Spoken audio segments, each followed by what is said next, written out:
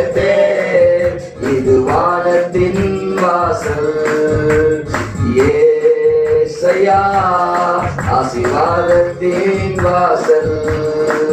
செல்லும் இடமெல்லாம் என்னோடு இருந்து என்னை காணப்படுத்துவீர். தகப்பன் தேசத்துக்கு திரும்பும் வரையில் என்னை காப்பாற்றுவீர்.